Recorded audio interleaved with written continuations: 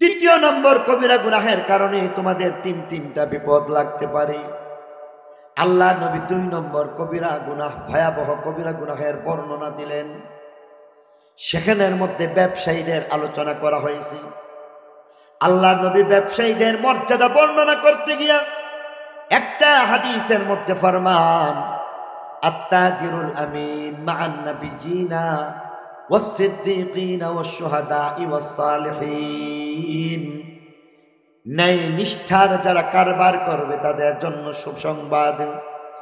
নবী রাসূলগণ, শহীদ, সিদ্দীকগণ, আল্লাহওয়ালাগণ, নবীগণ যেই জান্নাতের মধ্যে থাকবে, একজন সাধারণ নিষ্ঠার ব্যবসায়ী হইতে পারে, ছোট ব্যবসায়ী, একজন সবজির কারবারি হয়ে যাইতে পারে, মৎস্যের কারবারি হয়ে যাইতে পারে, একজন শুটকির দোকানদার হয়ে যাইতে পারে, একজন পান দোকানদার হয়ে যাইতে পারে।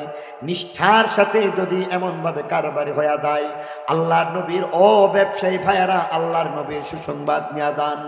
আপনার জন্য আমার নবী বলে গেছেন, নবীর সাথে তোমার হাসর হয়ে যাইবে, নবীর সাথে তোমার জান্নাত হয়ে যাইবে। ইব্রাহিম খলিলুল্লাহ যে জান্নাতের মধ্যে যায়, আপনি একজন সৎ ব্যবসায়ী হইয়া তেমনি জান্নাতি হয়ে গেলে। পক্ষান্তরে আল্লাহ নবী কবিরা গুনাহের 5টা কবিরা গুনাহের মধ্যে 2 নম্বর কবিরা গুনাহ ব্যবসায়ীদেরকে লক্ষ্য করে বললেন। আল্লাহ নবী ফরমান, অসৎ ব্যবসা ছাড়তে হইবে। অসৎ ব্যবসাটা এটা হইল কবিরা গুনাহ। আল্লাহ নবী ফরমান, ওয়ালাম ইয়ানকুসুল মিকয়াল ওয়াল মিজান। ও ব্যবসায়ী, তুমি যদি খারাপ হয়ে দাও, ওজনের মধ্যে যদি তুমি কম দিতে থাকো, কারবারের মধ্যে যদি ভেজাল করতে থাকো, সিন্ডিকেট বাণিজ্য যদি করতে থাকো, মানুষকে ঠকাইবার ব্যবসা যদি করতে থাকো, মিথ্যার কারবার যদি করতে থাকো, ভেজাল কারবার যদি করতে থাকো, আল্লাহর নবী ফরমান, মনে করতেছো আঙ্গুল ফুলে কলা গাছ হয়ে যাইতেছো। না না, নিজের পেটে লাথি দিছো এমন না, বরং তোমার সমাজের পেটের মধ্যেও লাথি দিয়ে দিছো। আল্লাহর নবী এমন ব্যবসায়ী সম্পর্কে বলতেছেন, আঙ্গুল ফুলে কলা গাছ হওয়ার পরিণাম ভালো না।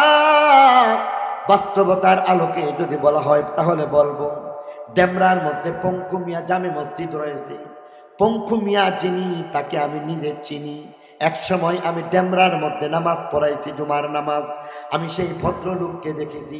পঙ্কু মিয়া জামে মসজিদ, কোটি কোটি টাকার মালিক যিনি ছিলেন, এমন বিরাট একজন সৌদাগর আর ব্যবসায়ী। বর্তমান সময়ের মধ্যে পঙ্কু মিয়া জামে মসজিদের যদি মাটির দাম ধরা হয়, কমপক্ষে কয়েক কোটি টাকার মূল্যের হয়ে যায়। এমন পঙ্কু মিয়া জামে মসজিদের একজন এত বড় ডোনার হওয়ার পরও সেই পঙ্কু মিয়াকে আমি নিজের চোখে দেখছি অর্ধ উলঙ্গ অবস্থায় কোনো একটা হাফ প্যান্ট পরলেন, এমনকি গায়ের মধ্যে একটা গেঞ্জি চড়াই রাখলেন, সিরা ফারা একটা গেঞ্জি পরে দৌড়াচ্ছেন। রিক্সাওয়ালার মধ্যে, যেই রিক্সার মধ্যে বসে আছে আগন্তুক প্যাসেঞ্জার, পিছনে পিছনে দৌড়াচ্ছেন আর বলছেন, ভাই ভাই দাঁড়াও, 5টা টাকা দিয়া দাও। এমন করে করে রিক্সাওয়ালার কাছ থেকে পর্যন্ত ভিক্ষা নিছে। আর ব্রাহ্মণবাড়িয়ার কথা অনেক জায়গায় বলি, আপনাদের কাছাকাছি হিসাবে পঙ্কু মিয়ার কথাটা বললাম। ব্রাহ্মণবাড়িয়া শহরের মধ্যে একজন ব্যবসায়ী, যিনি কোটি কোটি টাকার মালিক, অন্তত 2 থেকে 3টা ভিটির মালিক, অন্তত 2 থেকে 3টা বাড়ির মালিক, যার দোকান থেকে আমি শত শত হাজার টাকার পণ্য খরিদ করেছি। আবার আমি তাকে নিজ হাতে, এই শহরের মধ্যেই আমি নিজ হাতে 10 টাকা ভিক্ষা দিয়েছি। কত টাকা দরকার আপনার?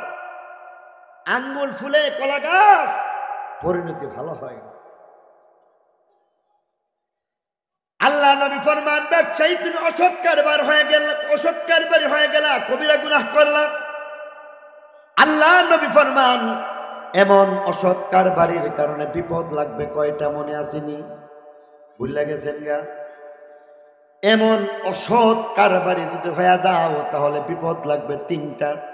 1 নম্বরে আল্লাহ নবী ফরমান, ইল্লা উখিদু বিসসিনিন, ইল্লা উখিদু বিসসিনিন। 1 নম্বর অভাব লাগবে, অভাব দূর হইবে না। 2 নম্বর ওয়াশিদ্দাতিল মাউনা, দ্রব্য মূল্যের ঊর্ধ্বগতি হইতে থাকবে, জিনিসপত্রের দাম বাড়বে, কমানো যাইবে না। 3 নম্বর জাউরি সুলতানি আলাইহিম, জালেম তোমাদের উপর চাপায় দেওয়া হইবে। লক্ষ্য করার বিষয়, বর্তমান কিছু কিছু ব্যবসায়ী যেমন সৎ আছে, অনেক ব্যবসায়ী অসৎ আছে নাকি নাই? আরো জোরে। আজকের অসৎ ব্যবসায়ীর কারণে আজকে কেমন বিপদ চিন্তা করে দেখুন। আল্লাহ নবীর কথা কেমন ভাবে সত্য হয়ে গেছে। দেশের মধ্যে অভাব কেমন ভাবে লাগছে। শীতকালে দেখতাম দাদার বাড়ি নানার বাড়ি গ্রামের মধ্যে হওয়ার কারণে দেখতাম, গ্রামের মধ্যে হাঁটা চলাফেরা করতে গিয়ে দেখতাম প্রত্যেকটা বাড়ির সামনে বিরচা রয়েছে, যেখানের মধ্যে তারা রসুন পেঁয়াজ, এমনকি রসুন পেঁয়াজ আদা চাষ করা হইতো, এমনকি মরিচের চাষ করা হইতো। মরিচের চাষ করার পরে এই সব কিছু ঘরের মধ্যে রাখত, আর সারা বছর খাবার দাবার কমপ্লিট করার পরে বাজারে বিক্রি করার পরে শীতকালের শুরুতেই সবার মধ্যে বলা বলি শুরু হয়ে যাইত, তাড়াতাড়ি গত বছরের পেঁয়াজ বেচো, না হয় কিন্তু দাম পাইবা না। কোনো অভাব ছিল? আমার বয়সে যারা আছেন মেহেরবানি করে একটু বলবেন, বিশেষ করে আপনারা তো বিক্রমপুরের লাখবাগ, এটাও তো গ্রেটার বিক্রমপুরে পড়ে না? কেরানীগঞ্জ তো বুঝলাম বিক্রমপুরের মধ্যে পড়ে কিনা। এখানের মধ্যে আপনারা আমার সাথে একমত, যারা আপনারা বিশেষ করে গৃহস্থালীর সাথে জড়িত তারা একমত হইতে পারেন। মেহেরবানি করে আপনাদের থেকে উত্তরটা চাই, বলুন এমনটা হয়েছে কিনা বলুন। আর এখন 3 মাস যেতে না যেতেই বৈশাখ মাস জ্যৈষ্ঠ মাসের মধ্যেই পেঁয়াজের আমদানি শেষ, ইন্ডিয়া থেকে আনতে হচ্ছে। ইন্ডিয়া যখন বন্ধ করে দেয়, চাইনা, পাকিস্তান, মিশর থেকে পেঁয়াজ আনতে হচ্ছে। আমাদের দেশের মধ্যে পেঁয়াজের অভাব আছে না নাই? দেশি পেঁয়াজ তো নাই। বর্তমান প্রেক্ষাপটে অভাব এমন ভাবে লাগছে, সিঙ্গাপুর থেকে লক্ষ টাকা পাঠাইলো ছেলে, আর ব্যাংকের মধ্যে চেক নিয়ে গেলেন আপনি, একটা চেকে বলা হচ্ছে লক্ষ টাকা দেওয়া যাবে না। এবার বলা হইতেছে 1 লক্ষ টাকার চেকটাকে আপনাকে 10টা ভাগ করা হইবে, একদিন 10,000, পরের দিন 10,000, পরের দিন 10,000। আমার উচিত 1 লক্ষ টাকা আমার ছেলে সিঙ্গাপুর থেকে পাঠাইলো, একসাথে পাঠাইলো, আমি তার থেকে একসাথে নিতে পারলাম না। দেশের মধ্যে চাপা একটা অভাব আছে নাকি নাই? আরো দূরে বলতে হবে, আছে নাকি নাই? দেশের মধ্যে অভাব, এর কারণ হইতেছে ব্যবসায়ী। কিছু কিছু ব্যবসায়ী আঙ্গুল ফুলে কলা গাছ বনে যাওয়ার চেষ্টা করতেছে। আল্লাহ নবী ফরমান 2 নম্বর জিনিসপত্রের দাম বাড়বে। জিনিসপত্রের দাম কেমন বাড়ছে, সামান্য কাউরান বাজার থেকে এখান পর্যন্ত আসতে আসতে 40 টাকার লাউ 90 টাকা হয়ে যায়, ঠিক কিনা বলেন? জিনিসপত্রের দাম কেমন বাড়ছে বলার অপেক্ষা রাখে না। সামান্য একটা কাঁটা তারের ব্যবধান, একটা কাঁটা তারের ব্যবধানের মধ্যে কুমিল্লার দিকে যাইবেন, ব্রাহ্মণবাড়িয়ার দিকে যাইবেন, একটা মাত্র কাঁটা তারের ব্যবধানের মধ্যে কাঁটা তারের ওই পারে মাত্র 30 টাকা হইল কেজি, আর কাঁটা তারের এপারের মধ্যে যদি চিন্তা করা হয় তাহলে 130 টাকা, ঠিক কিনা বলেন?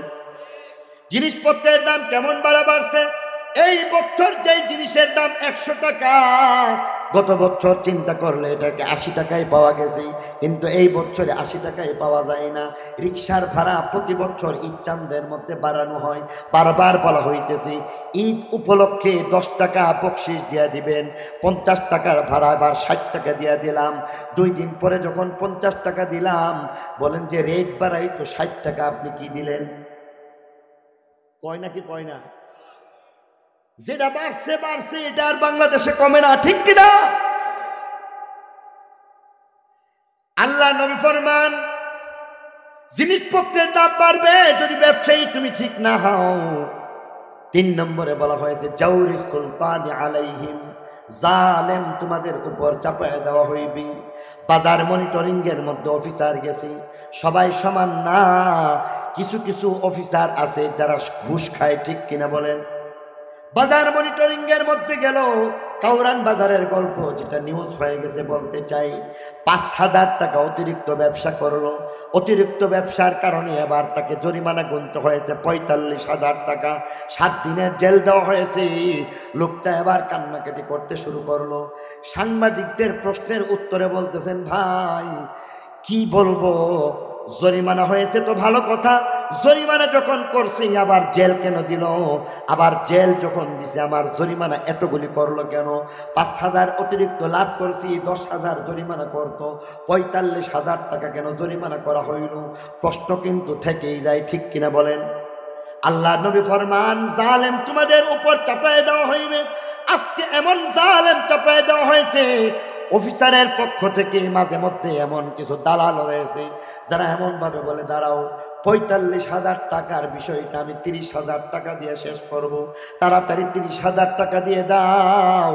30,000 টাকা নেওয়ার পরে অফিসারকে গিয়া বলতেছে, স্যার মাত্র 20,000 দিছে। দিছে কত? দিল 30,000, বললো 20,000 টাকা দিছে। 10,000 টাকা সে মাইরা খাইলো, বাকি 20,000-এর মধ্যে 5,000-এর ভাউচার বানাইয়া 15,000 অসাধু অফিসার পকেটের মধ্যে ঢুকাইল, জনগণকে ঠকাইল, রাষ্ট্রকে ঠকাইল। এখানের মধ্যে 25,000 টাকা ঠকানো হইল, রাষ্ট্রকে মাত্র 5,000 টাকা দেওয়া হইল। এমন ঘুষখোর জালেম এমন আমাদের সমাজে আছে। আল্লাহ নবী ফরমান, ব্যবসায়ী তুমি তওবা করো, ওজনের মধ্যে তুমি বরকত পাইবা।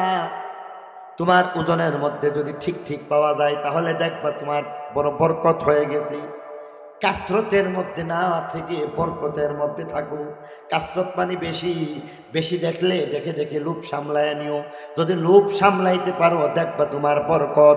আর যদি বেশি বেশির দিকে যাও, হইতে পারে তোমার এই টাকাগুলি শেষ হইয়া তুমিও পঙ্কু মিয়ার মতো এমনভাবে রাস্তার ফকির হইয়া যাইতে পারো।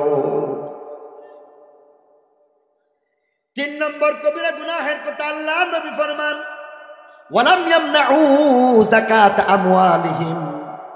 যখন যাকাত দেওয়া বন্ধ হয়ে যায় কবিরা গুনাহ। যাকাত দেওয়া ফরজ, না দেওয়া হালাল না হারাম? আরো জোরে বলতে হবে, হালাল না হারাম? একটু আওয়াজ দিয়ে বলেন না, গলা ভাঙা নিয়ে কথা বলতেছি, আপনারা একটু সাহায্য করলে তো কাজ হয়। যাকাত দেওয়া ফরজ, যাকাত না দেওয়া হারাম। যার উপরে যাকাত ফরজ হয়ে গেছে সে ঠিক মতো যাকাত দেয় না। যারা যাকাত দিচ্ছে হিসাব করে যাকাত দেয় না। আবার যেই পরিমাণ যাকাত দিতেছে তার মধ্যে আবার সেলিব্রিটি, তার মধ্যে আবার শুডাউন হইতেছে। জানানো হইতেছে, গ্রামের মধ্যে 1 মাস আগে জানাই দিলেন ঢাকা থেকে অমুক সাহেব গ্রামের মধ্যে সকলকে এমনভাবে যাকাতের কাপড় দিয়ে দিবেন। এমন করে করে যাকাতের কাপড় দেওয়ার চেষ্টা করি। 500 টাকা দামের একটা যাকাতের কাপড় নেওয়ার জন্য চট্টগ্রাম এবং ময়মনসিংহের মধ্যে ঘটনা রয়েছে, যেখানের মধ্যে একটা কাপড়ের জন্য, একটা লুঙ্গির জন্য মানুষ জীবন দিতে হয়েছে, ঠিক কিনা? আল্লাহ নবী ফরমান, যাকাত যদি বন্ধ করো তোমাদের বিপদ লাগবে, আর যাকাত যদি দিয়া দেও তোমাদের কেমন শান্তি আসবে। দেখো, ইমাম আজম আবু হানিফা রাহমাতুল্লাহি আলাইহি যাকাত দিয়েছেন। প্রত্যেকের বাড়ির হিসাব তার কাছে ছিল। বাগদাদের মধ্যে কয়টা পরিবার গরিব, কয়টা পরিবারের সদস্য সংখ্যা কত, কয়টা পরিবারের সদস্যের মধ্যে কাপড়ের মাপ কেমন হওয়া উচিত, প্রত্যেকের ঘরের খবর তার কাছে ছিল। নির্দিষ্ট লোকের মাধ্যমে বাগদাদের প্রত্যেকটা গরিব বাড়ির মধ্যে তল্লাশি চালাইতেন, কাপড়ের মাপ নিয়ে নিতেন, সংখ্যা অনুযায়ী তার ঘরের মধ্যে খাবার পৌঁছায় দিতেন, কাপড়ের ব্যবস্থা করে পৌঁছায় দিতেন। চাঁদ রাত্রির আগে আগে সকলের বাড়িতে কাপড় পৌঁছে গেছি। ঈদের দিন বাগদাদের নুরানি একটা পরিবেশ ছিল। ইমাম আজম আবু হানিফা তার নিজে গায়ের মধ্যে যেমন নতুন জামা কাপড়, তারই যাকাতের অর্থের মাধ্যমে দেওয়া গরিব মানুষটার গায়ের মধ্যেও নতুন জামা কাপড় রয়েছে। নিজের ঘরের মধ্যে যেমন পোলাও কুরমা, গরিব মানুষটার ঘরের মধ্যেও পোলাও কুরমার ব্যবস্থা ছিল। একে অপরে এমনভাবে সুন্দর একটা জীবন সাজাইছিল। পক্ষান্তরে আল্লাহ নবী ফরমান যাকাত বন্ধ, তোমাদের বিচার হইতেছে বৃষ্টি বন্ধ হয়ে যাইবে। বলতে পারেন বৃষ্টি তো বন্ধ হচ্ছে না, বৃষ্টি তো হয়।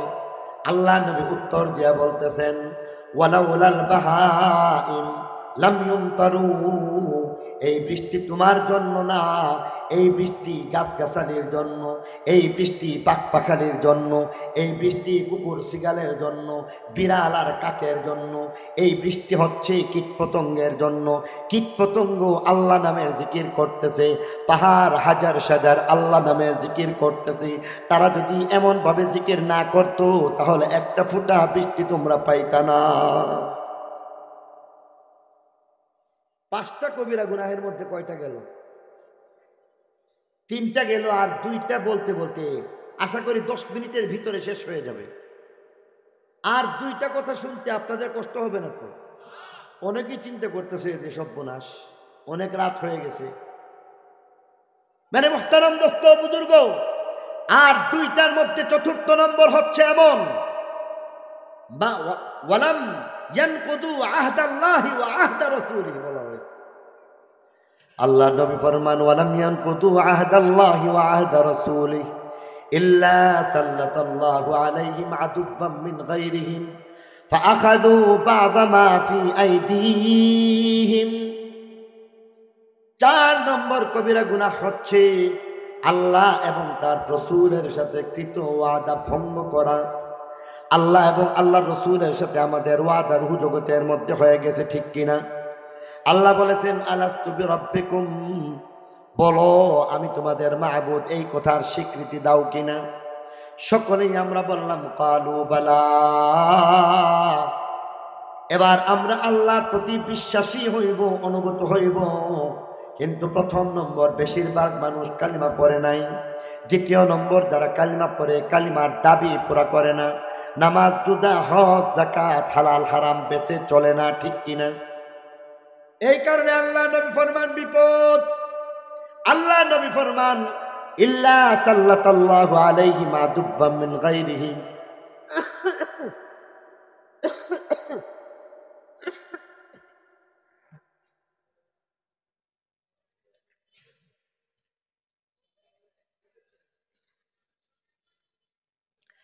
আল্লাহ নবী ফরমান আল্লাহর সাথে কৃত ওয়াদা ভঙ্গ করার ফল হইতেছে তোমাদের উপর বিজাতীয় শত্রু চাপায়া দেওয়া হইবে। ফাআখাযু বা'দা মা ফি আইদিহিম, অতএব দেখবা তারা তোমাদের মালগুলিকে হরণ করে নিয়ে গেছে। বর্তমান সমাজের মধ্যে যদি লক্ষ্য করি তাহলে সেই স্বাধীনতার কথা বলতে হয়। 1947 সনে দেশ স্বাধীন হয়েছে। দেশ স্বাধীন হয়েছে বটে, তবে এই স্বাধীনতার আগে আগে ইংরেজ আমাদের দেশ থেকে সকল সম্পদ আজকে নিয়ে তারা বড় লোক হয়ে গেছে। আজকে তাদের যা কিছু আছে আমাদের সম্পদ তারা হরণ করেছে। বিজাতীয় শত্রু ইংরেজ আমাদের উপর চাপায় দেওয়া হয়েছে, যারা কিনা এমনভাবে ভারতবর্ষের সকল সম্পদ হরণ করে নিয়ে গেল। শুধু তাই নয়, বর্তমান সময়ের মধ্যে তাদের এমন কিছু কৌশল রয়েছে, বণিক বেশি তারা আমাদেরকে শোষণ করতেছি। বিদেশি এমন কিছু পণ্য রয়েছে যেই পণ্য আমরা খরিদ করতে হইতেছি, যেই পণ্য খরিদ করার কারণে তার একটা অংশ অটোমেটিক ইহুদিদের কাছে চলে যাইতেছে, ঠিক কিনা বলেন? আমাদের অর্থনীতির অবস্থাটা এমন, পুরা অর্থনীতির বিরাট একটা অংশ আজকে আমাদের দেশ থেকে ইহুদিরা নিয়ে যাচ্ছে। আমাদের দেশের সম্পদ তাদের কাছে নিয়ে যাচ্ছে। সিস্টেমেটিক এমনভাবে অন করে দেওয়া হয়েছে, তারা কেবল কেমন যেন একটা সুইচ অন করলে বাতি যেমন জ্বলে ওঠে, এমনভাবে আমাদের দেশ থেকে সম্পদ হরণ করে নিয়ে যাচ্ছে, ঠিক কিনা? এই সম্পদ নিয়ে যাচ্ছে তারা ইহুদিরা, আর এই সম্পদ তারা নিচ্ছে, ভালো কোনো কাজে ব্যবহার করতেছে না। ফিলিস্তিনের অবুঝ শিশু, ফিলিস্তিনের নারী আর পুরুষ যারা রয়েছে তাদের বুকের মধ্যে বুলেট বিদ্ধ হইতেছে তাদের আমাদের নিজেদের এই অর্থের দ্বারা, ঠিক কিনা? আমাদের টাকা এরাই নিয়ে যাইতেছে।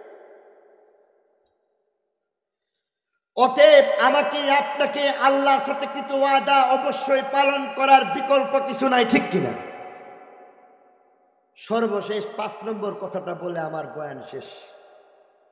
৫ নম্বরে বলতেছে, ওয়ামা লাম তাহকুম আইম্মাতুহুম বিকিতাবিল্লাহ ওয়া ইয়াতাখায়্যারু মিম্মা আনজালাল্লাহ ইল্লা জাআলাল্লাহু বা'সাহুম বাইনাহুম।